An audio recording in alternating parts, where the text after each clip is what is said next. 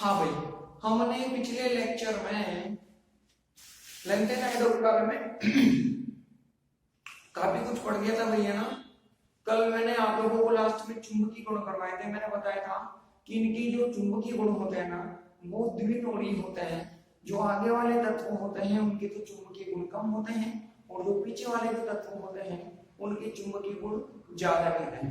उसका मैंने आपको रीजन बता दिया था कि पहले वाले जो एलिमेंट होंगे ना उनके लिए तो आपको माइनस वाला फॉर्मूला काम में लेना पड़ेगा और बाद वाले एलिमेंटों के लिए आपको प्लस वाला फॉर्मूला काम में लेना पड़ेगा। आज बात करते हैं इनके संकुल बनाने की प्रकृति पर। अगला नंबर जो भी आए मतलब पॉइंट में जो भी नंबर आए अगला डाल लेना। संकुल बनाने की प्रवृत्ति, संकुल बनाने की प्रवृत्ति। देखो मैंने आप लोगों को जब डी ब्लॉक पढ़ाया था तो वहां पर बताया था कि वो तत्व ज्यादा संकुल बनाता है जिस पर उच्च आवेश घनत्व हो, जिसका आकार छोटा हो, जो एक से अधिक परिवर्ती ऑक्सीकरण अवस्थाएं प्रदर्शित करता हो, उसके बाद में उसके पास रिक्त कक्षक होने चाहिए। ये सारी क्वालिटी जितनी ज्यादा मिलेगी किसी भी एलिमेंट में, इन चारों में से जितनी क्वालिटी मिलेगी, अगर चारों की चारों मिल जाएंगे तो सबसे ज्यादा संकुल बनाने की प्रवृत्ति, कोई 1 मिली 2 मिली तो फिर उसकी संकुल बनाने की प्रवृत्ति कम हो जाएगी। तो लेंथेन आयोडो क्या होता है, इनका जो आकार होता है ना वो बहुत बड़ा होता है। जब हमने अगर हम तुलना करें ना किसी भी नॉर्मल से संक्रमण तत्व को उठाकर मैं बात करूं तो संक्रमण तत्व का, जैसे कि क्रोमियम की बात करूं, क्रोमियम का जो आकार है ना वो ऑलमोस्ट, या फिर मैंने क्या ले लिया जैसे सबसे पहला क्या ले लिया मैंने स्कैंडियम ले लिया। स्कैंडियम का आकार कितना था बताओ, 6-7 के आसपास था, 1.67 के आसपास था। ठीक, तो इनके आकार, मेरा कहने का मतलब है कि जो संक्रमण तत्व होते हैं इनके आकार बहुत छोटे होते हैं क्योंकि आप जानते हो आवर्त सारणी में ऊपर से नीचे की ओर चलने पर आकार में वृद्धि होती है।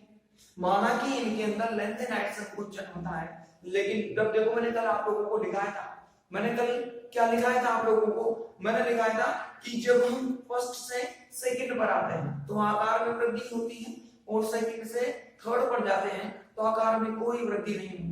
फर्स्ट से सेकंड पर आए तो आकार तो बढ़ा।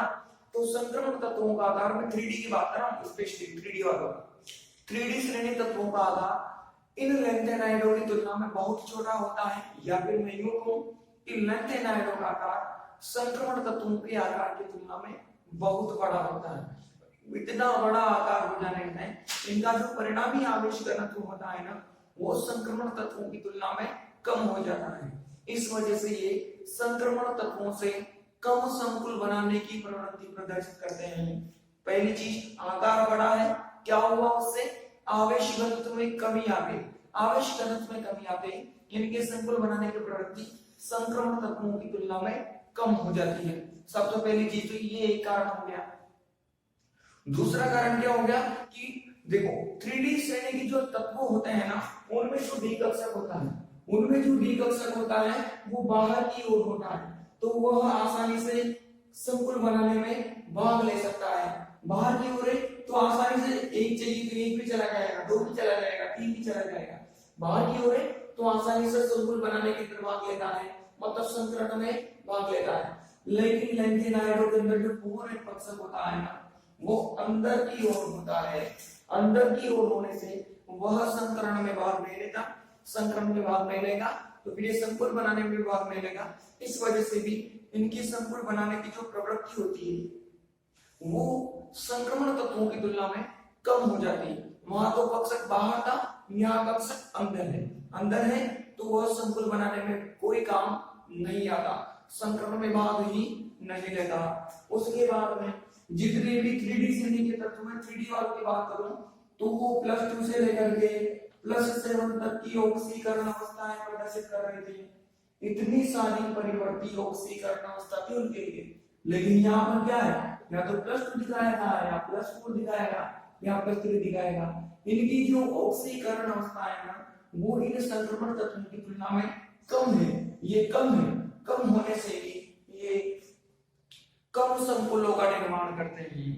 आई बात समझ में? इनकी तुलना में कभी तो बहुत सारे दिखाते हैं, ये तो 3 ही दिखाते हैं। इस वजह से भी जो लैंथेनाइड होते हैं वो संक्रमण तत्वों की तुलना में कम संकुल बनाने की प्रवृत्ति प्रदर्शित करते हैं। आई बात समझ में? लिखो इसके अंदर लैंथेनाइड संक्रमण तत्वों की तुलना में, लैंथेनाइड संक्रमण तत्वों की तुलना में, संक्रमण तत्वों की तुलना में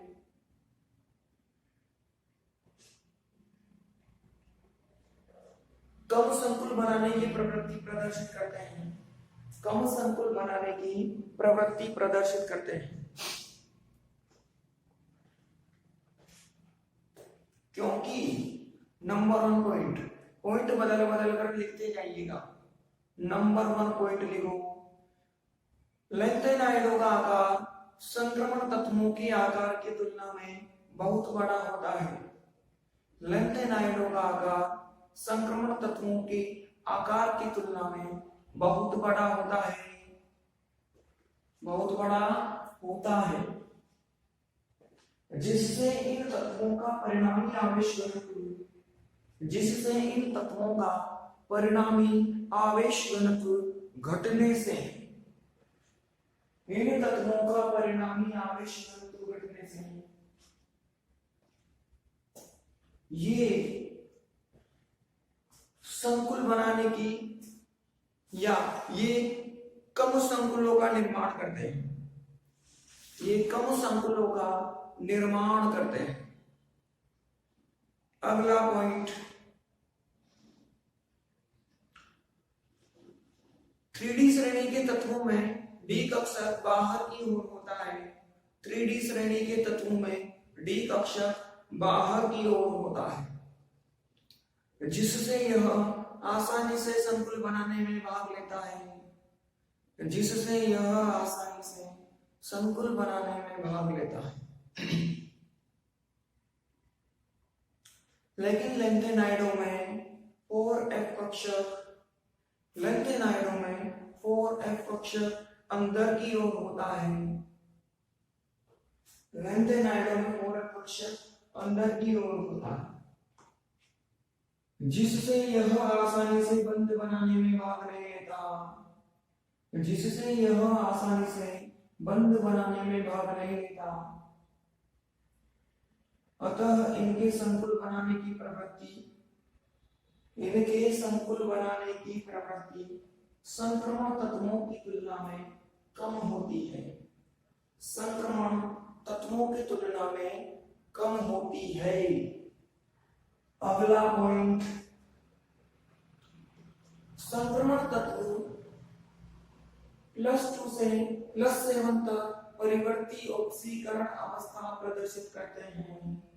संक्रमण तत्व +2 से +7 तक परिवर्ती ऑक्सीकरण अवस्था प्रदर्शित करते हैं, जबकि लैंथेनाइड केवल +2 +3 +4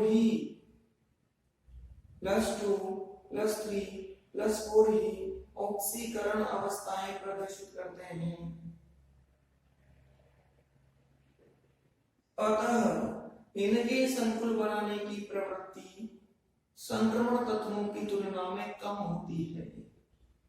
इनके संकुल बनाने की प्रवृत्ति संक्रमण तत्वों की तुलना में कम होती है।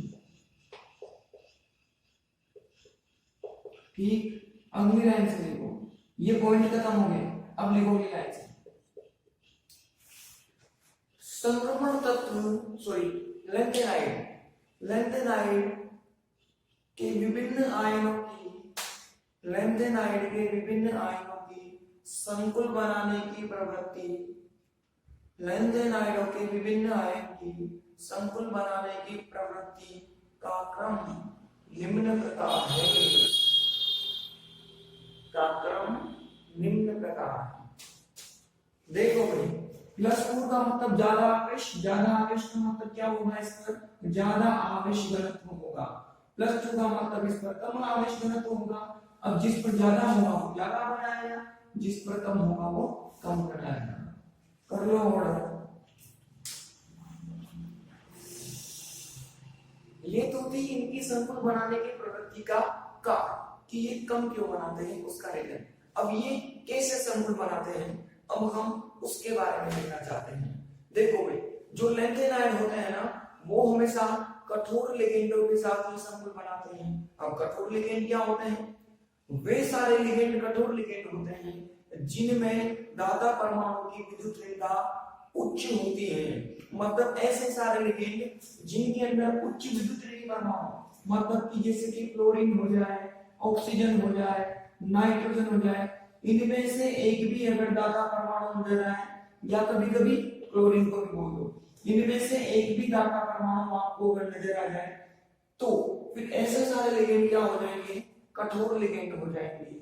और जो लेंथेन आयन होते हैं वो केवल ऐसे कठोर लिगेंडों के साथ ही संकुल बनाने की प्रवृत्ति प्रदर्शित करते हैं, इनके अलावा ये किसी से नहीं बना पाते।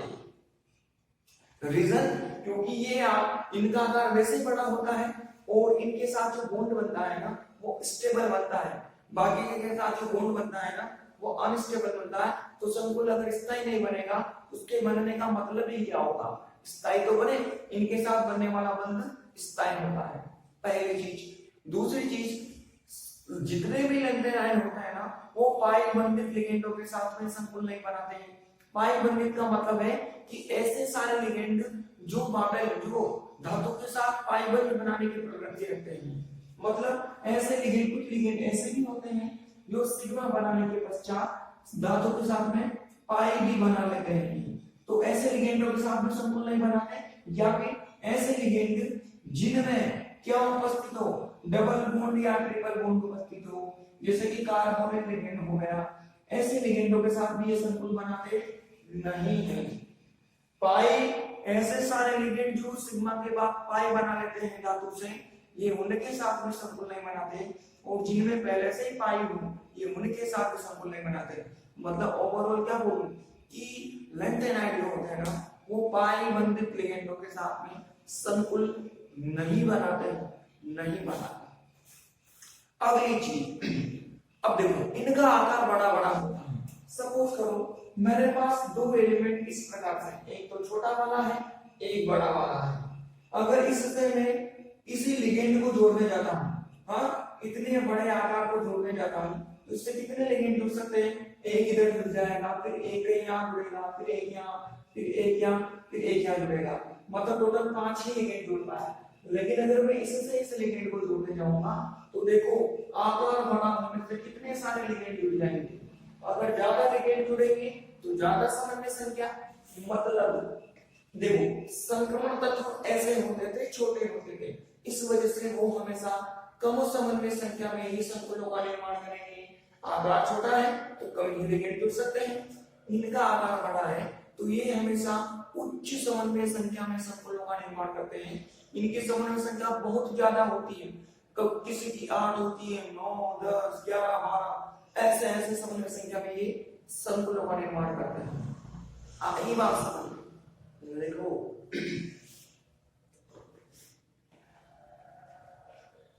लेंथेन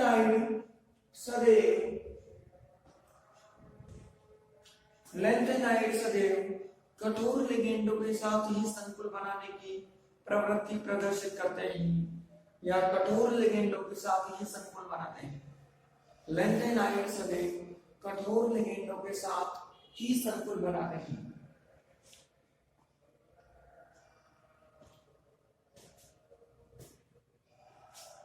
कठोर लिगेंड वे होते हैं, कठोर लिगेंड वे होते हैं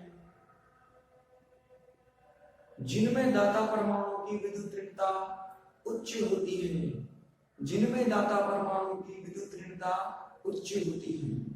अर्थात जिनमें दाता परमाणु ऑक्सीजन, नाइट्रोजन, फ्लोरीन, क्लोरीन आदि होता है, जिनमें दाता परमाणु ऑक्सीजन, क्लोरीन, नाइट्रोजन, फ्लोरीन आदि होता है।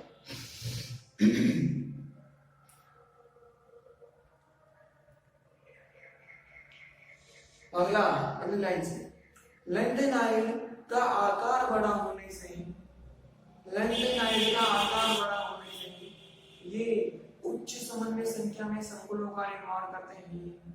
लेंथेनाइडों का आकार बड़ा होने से ये उच्च समन्वय संख्या में संकुलों का निर्माण करते हैं।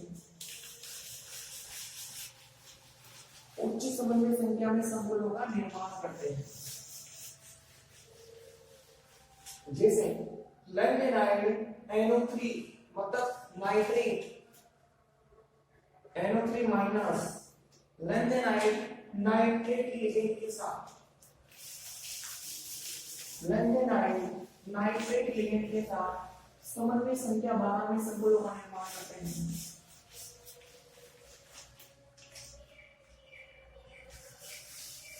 समन्वय संख्या 12 में संकुलों का निर्माण करते हैं।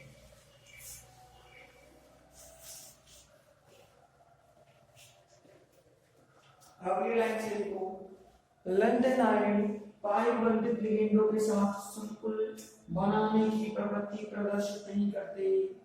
लेंथेनाइड पाई बंधित लिगेंडों के साथ संकुल बनाने की प्रवृत्ति प्रदर्शित नहीं करते।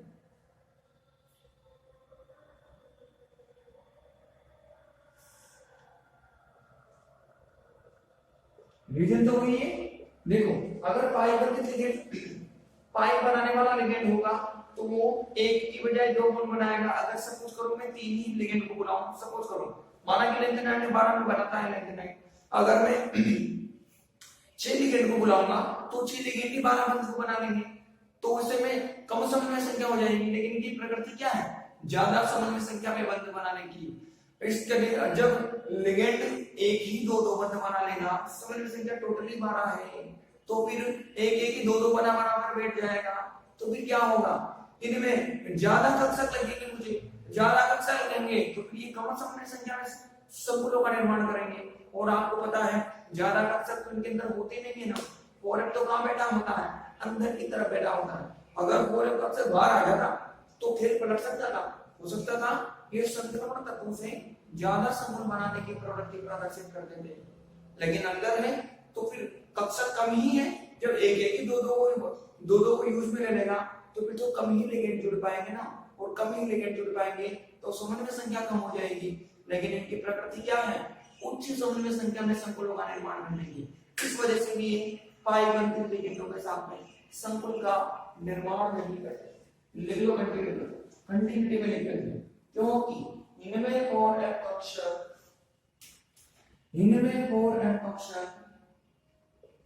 अंदर की ओर उपस्थित होता है, अंदर की ओर उपस्थित होता है, जो पाई बंधन के लिए उपलब्ध नहीं होता, जो पाई बंधन के लिए उपलब्ध नहीं होता।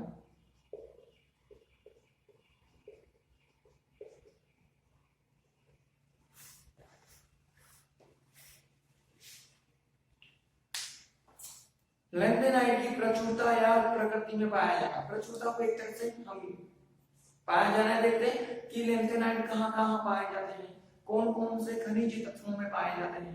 तो मैंने बताया था कि लेंथेनाइड संकुचन के कारण इनकी आकार लगभग क्या हो जाते हैं, और आकार में संकुचन होता है उसके कारण इनके जो आकार होते हैं वो ऑलमोस्ट एक जैसे हो जाते हैं।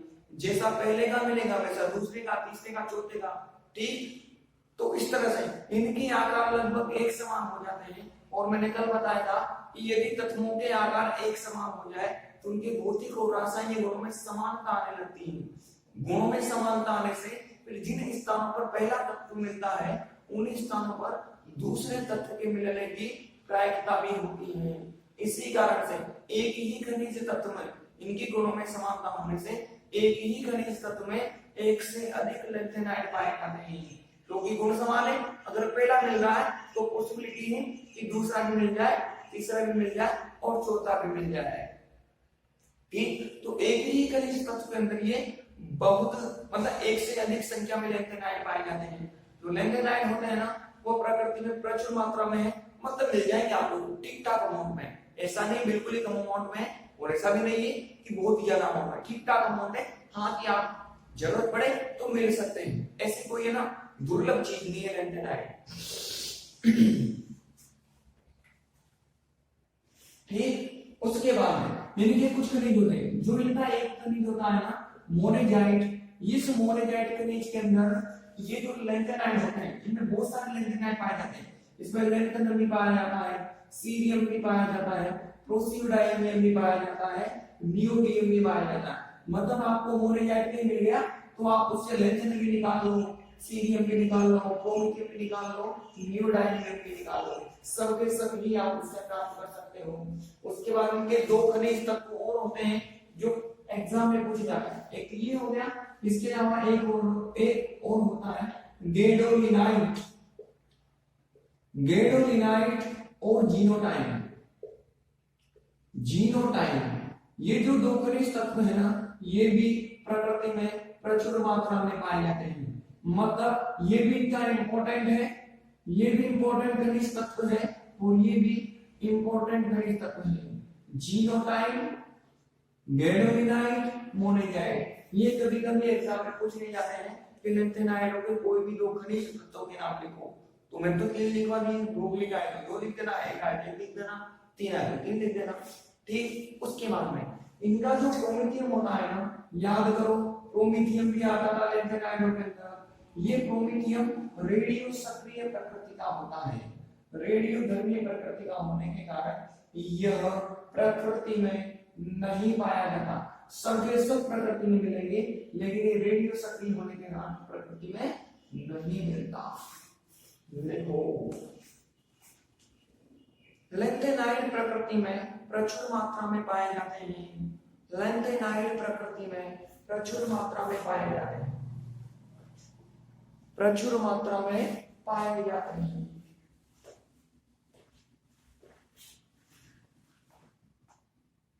इनके आकार समान होने से गुणों में समानता प्राप्त होती है, इनके आकार समान होने से गुणों में समानता प्राप्त होती है।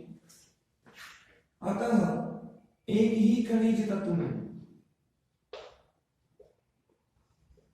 एक ही खनिज तत्व में एक से अधिक लैंथेनाइट, एक ही खनिज तत्व में एक से अधिक लैंथेनाइट पाए जाते हैं, एक से अधिक लैंथेनाइट पाए जाते हैं।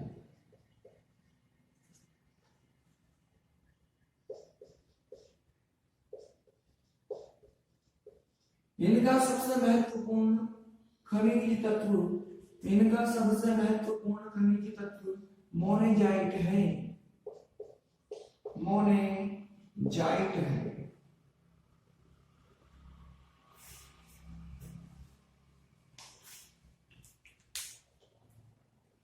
इसमें विभिन्न लैंथेनाइट जैसे, इसमें विभिन्न लैंथेनाइट, ये तो लैंथेनाइट नहीं लेकिन ये भी इनके साथ मिलता है इसलिए मैंने लिखवा रहा हूं, मैं हाईलाइट कर रहा हूं। ये लैंथेनाइट नहीं है, ये लैंथेनम है, डी ब्लॉक एलिमेंट है, लेकिन ये भी इनके साथ मिलता है तो इसका भी आकार लगभग एक जैसा ही होता है। तो या तो हटा लो या लिख लो, आपकी जैसी चाहो ऐसे कर लो, आप दोनों सही है। हटा दोगे तो भी कोई दिक्कत नहीं है, लगा दोगे तो भी कोई दिक्कत नहीं।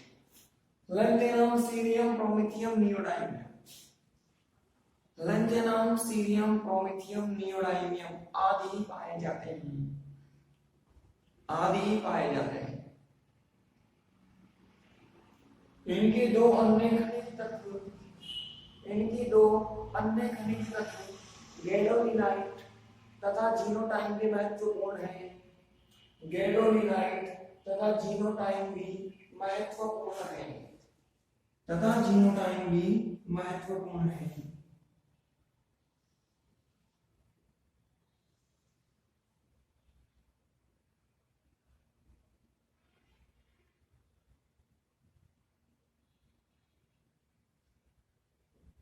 इनमें विभिन्न लैंथेनाइट प्रचुर मात्रा में पाए जाते हैं, इनमें विभिन्न लैंथेनाइट प्रचुर मात्रा में पाए जाते हैं, प्रचुर मात्रा में पाए जाते हैं।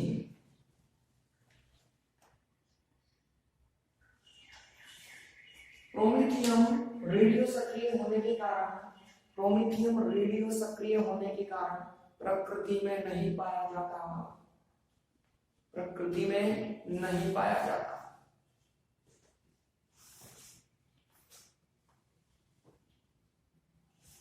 ठीक, अब लिखो, सारे पॉइंट खत्म हो गए। अब अगला टॉपिक है लैंथेनाइडों का पृथक्कीकरण। पृथक्कीकरण का मतलब है हमें लैंथेनाइडों का एक मिश्रण मिला, जैसे अभी मिला था, ये मिला, अब इसमें ये भी है, ये भी है, ये भी है। अगर हमें इनको अलग करना हो, इनको अलग करना हो तो कैसे करेंगे? उसके लिए कुछ विधियां बनी हुई है, उन विधियों की सहायता से आप इनको अलग कर सकते हैं। सबसे नंबर 1 जो विधि है ना, वो है आयन विनिमय विधि। इस विधि के अंदर एक रेजिन का उपयोग करते हैं। रेजिन जैसे कि आप लोगों ने मधुमक्खी का छत्ता देखा होगा, मधुमक्खी का छत्ता, जैसे मधुमक्खी का छत्ता होता है ना, वैसे रेजिन होती है। ठीक, होता क्या है समझ लो पहले। ये जो कॉलम होता है ना, ये जो स्तंभ होता है ना, ये ऐसे गोलाकार होता है, गोलाकार। इसके अंदर की तरफ रेजिन लगी होती है, मधुमक्खी की मधुमक्खी की छत्ते के टाइप की एक रेजिन लगी होती है, जिसमें विभिन्न प्रकार के यौगिक फंसे हुए होते हैं। जनरली जो इसके लिए हो ना, अम्लीय रेजिन का उपयोग किया जाता है। अम्लीय रेजिन का मतलब है उस रेजिन में अम्ल उपस्थित होता है। अम्ल, बहुत सारे अम्ल होते हैं, मर्जी पड़े ले लो। आप किसी भी कार्बोक्सिलिक अम्ल को ले सकते हो, वो भी सही है। आप किसी भी सल्फोनिक अम्ल को ले सकते हो, वो भी सही है। या तो इनमें से कोई उपस्थित होगा या इनमें से कोई उपस्थित होगा। कोई उपस्थित होगा मतलब इनमें कौन सा आयन मिलेगा? हमें H+ आयन मिलेगा। तो जिनमें H+ आयन उपस्थित हो, ऐसे रेजिन को क्या बोलते हैं? अम्लीय रेजिन बोलते हैं। जैसे यहां से लैंथेनाइडों का मिश्रण डाला जाता है, ऊपर से लैंथेनाइडों का मिश्रण डाला जाता है, इस रेजिन के अंदर जो H+ होता है ना, ये कुछ इस प्रकार से संकुल का निर्माण करते हैं। देखना ध्यान से, ये H और ये किसके साथ है?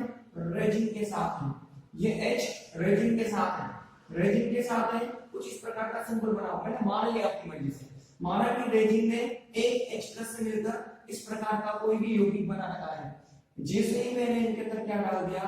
लैंथेनाइड को डाला, तो यह H बाहर निकल जाता है और रेजिन के साथ ये लैंथेनाइड आ जाता है। मतलब कुछ इस प्रकार का संकुल बन जाता है। फिर लैंथेनाइड और ये हो गया रेजिन, और 3 H+ बाहर निकल गए। मतलब जो रेजिन की मधुमक्खी के छत्ते में उस फूल के अंदर जो H+ बैठा हुआ था ना, वो H+ तो बाहर निकल गया और उस फूल में जाकर कौन बैठ गया? लैंथेनाइड बैठ गया। इसका मतलब क्या है? इसका मतलब क्या है कि वो जो मधुमक्खी की छत्ते की टाइप की जो रेजिन थी, उसके अंदर पहले H+ बैठा हुआ था, उस फूल के अंदर पहले H+ बैठा हुआ था। जैसे लैंथेनाइड आया, H+ को बाहर निकाल कर फेंक दिया और खुद उस फूल में जाकर बैठ गया। फूल में जाकर बैठेगा तो वहां पर कुछ इस प्रकार का संकुल, मतलब रेजिन के साथ H+ था, अब रेजिन के साथ कौन आ गया? लैंथेनाइड आ गया, लैंथेनाइड। अब ये जो लैंथेनाइड का जो संकुल बना है ना, ये बनने के बाद कुछ देर के बाद ऐसे सारे के सारे लैंथेनाइड संकुलों का निर्माण कर लेंगे। ठीक, उसके बाद में अब इसके अंदर ऊपर से क्या डालना है? आपको सिट्रिक अम्ल को डालना है। सिट्रिक अम्ल का फॉर्मूला मैंने आप लोगों को पढ़ा है, 3 H+ होते हैं सिट्रिक अम्ल के अंदर, 3 H+। याद करो ऑर्गेनिक केमिस्ट्री। तो मैं उसको कुछ इस प्रकार से लिख रहा हूं भाई, ठीक है ना, इस प्रकार से लिख रहा हूं मैं उसको। ये H और ये मैंने क्या कर दिया? सिट्रेट कर दिया, ठीक है ना, 3 H+ और ये मैंने क्या कर दिया? सिट्रेट कर दिया। सिट्रेट इस पर -3 होता है, इधर मैंने H3 कर दिया, H3 सिट्रेट कर दिया मैंने इसको। जैसे मैं इसके अंदर सिट्रिक अम्ल डालता हूं तो होता क्या है भाई? ये दोनों एक्सचेंज हो जाते हैं। मतलब इसकी क्रिया मैंने किसके साथ में करवा दी? लैंथेनाइड, और ये क्या हो गया? रेजिन 4,3। ठीक, ये लैंथेनाइड यहां पर आ जाता है और ये H3 इधर की तरफ चला जाता है। तो देखना ध्यान से किस तरह का संकुल बनेगा। ये लैंथेनाइड तो आ गया इधर की तरफ, ये हो गया सिट्रेट। उसके बाद में ये 3 H+ 3 रेजिन से मिलेंगे और वापस कौन बन जाएगा? 3H रेजिन बन गई। जैसे रेजिन हम लेकर चले थे वैसे की वैसे रेजिन बनी कि नहीं बनी? देखो यहाँ पर हुआ क्या था? लैंथेनाइड होल के अंदर चले गए थे। जैसे ही मैंने वहां से सिट्रिक अम्ल डाला तो लैंथेनाइड उस होल से निकलकर लैंथेनाइड उस होल से निकलकर बाहर आ गए, उस होल से निकलकर बाहर आ गए और उन्होंने इस तरह से सिट्रेट आयन के साथ में एक संकुल का निर्माण कर लिया। अब लैंथेनाइड मुक्त हो गए, हवा में है। अब ये धीरे धीरे करके नीचे आने लगते हैं। पहले वह लैंथेनाइड नीचे आता है जिसका धनायन सबसे छोटा होता है। पहले वह लैंथेनाइड मतलब पहले उस लैंथेनाइड का संकुल नीचे की तरफ विस्थापित होता है जिसका धनायन सबसे छोटा होता है। याद करो, सीरियम छोटा फिर लुटेशियम छोटा। मतलब लुटेशियम यहां से सबसे पहले नीचे आएगा और सबसे लास्ट में नीचे कौन आएगा भाई? सीरियम नीचे आएगा। बोलो इस आधार पर हम नहीं पहचान सकते क्या जो सबसे पहले नीचे आया होगा यहाँ, जैसे एक नीचे आ जाएगा इसको निकाल कर अलग भी करने करो, फिर दूसरा आएगा अलग भी करने, ऐसे अलग भी करके इनको आप एकत्रित करते जाओ तो बताओ सबसे पहले आने वाला लुटेशियम और सबसे बाद में आने वाला सीरियम। इस आधार पर हम इनको क्या अलग नहीं कर सकते क्या? बिल्कुल कर सकते हैं, अलग हो गए। इस विधि को क्या बोलते हैं? आयन विनिमय विधि। आयनों का विनिमय किया हमने, आयनों का एक्सचेंज किया। पहले ये आयन यहाँ से यहाँ आ गया, फिर यहाँ से यहाँ चला गया, एक दूसरी जगह गए, इसी को क्या बोलते हैं? आयन विनिमय रेजिन। ठीक, लिखो इसके अंदर। इस विधि में आयन विनिमय रेजिन का उपयोग करते हैं। इस विधि में आयन विनिमय रेजिन का उपयोग करते हैं। आयन विनिमय रेजिन का उपयोग करते हैं।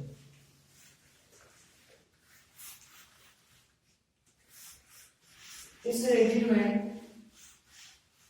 विभिन्न समूह जैसे COOH बॉन्ड लगाने ना आगे इस तरह से बॉन्ड नहीं करते ना, COOH SO3H आदि समूह उपस्थित होते हैं। आदि समूह उपस्थित होते हैं।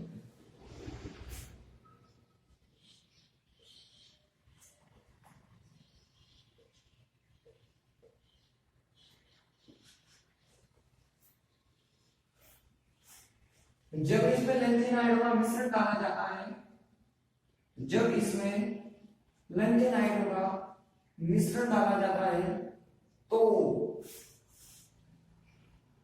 ये निम्न प्रकार से रेजिन के साथ में अभिक्रिया करता है। यह निम्न प्रकार से रेजिन के साथ अभिक्रिया करता है।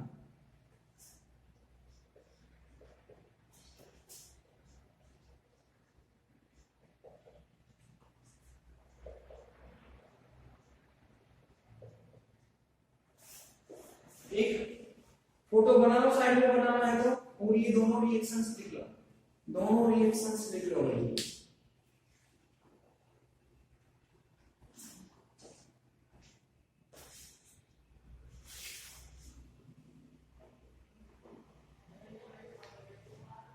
डन, लिखो अपने आंसर। लैंथेनाइड रेजिन के साथ उपरोक्त प्रकार से संकुल का निर्माण कर लेते हैं। लैंथेनाइड रेजिन के साथ उपरोक्त प्रकार से संकुल का निर्माण कर लेते हैं।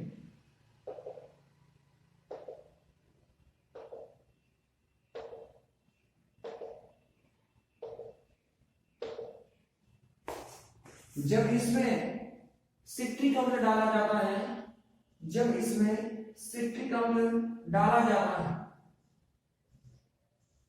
तो लैंथेनाइड रेजिन से मुक्त होकर, लैंथेनाइड रेजिन से मुक्त होकर सिट्रेट आयन के साथ, रेजिन से मुक्त होकर सिट्रेट आयन के साथ संकुल बना लेते हैं। सिट्रेट आयन के साथ संकुल बना लेते हैं। सिट्रेट आयन के साथ संकुल बना लेते हैं। उसके पश्चात ये संकुल विभिन्न वेगों से, उसके पश्चात ये संकुल विभिन्न वेगों से नीचे की ओर विस्थापित होते हैं। ये संकुल विभिन्न वेगों से नीचे की ओर विस्थापित होते हैं। नीचे की ओर विस्थापित होते हैं।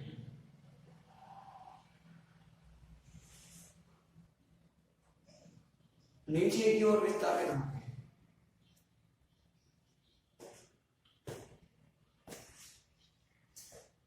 पहले उस धनायन का संकुल नीचे की ओर विस्थापित होता है। पहले उस धनायन का संकुल नीचे की ओर विस्थापित होता है जिसका धनायन छोटा होता है। जिसका धनायन छोटा होता है।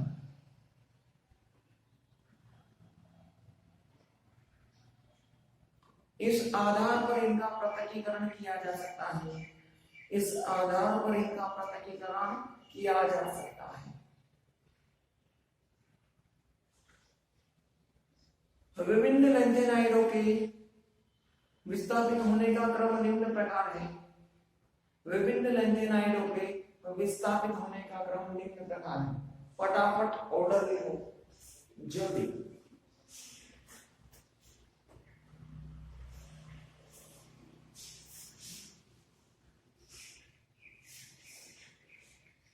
जल्दी ऑर्डर लिखो।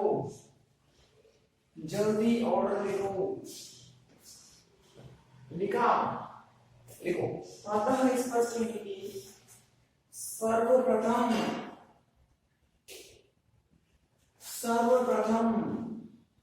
लुटेशियम +3 यटरबियम +3 समय थूलियम +3 आदि पृथक होते हैं।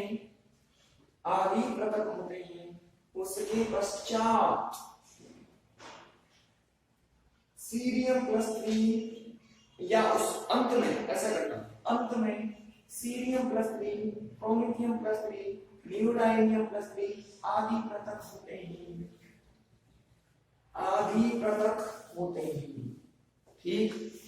इसमें हमारे दो विधियां और बची हैं। फिर लेंथेनाइडों के गुण कर के इनको खत्म करेंगे। फिर हम शुरू करने वाले हैं एक्टिनाइड्स को। ठीक। कल मिलते हैं भाई।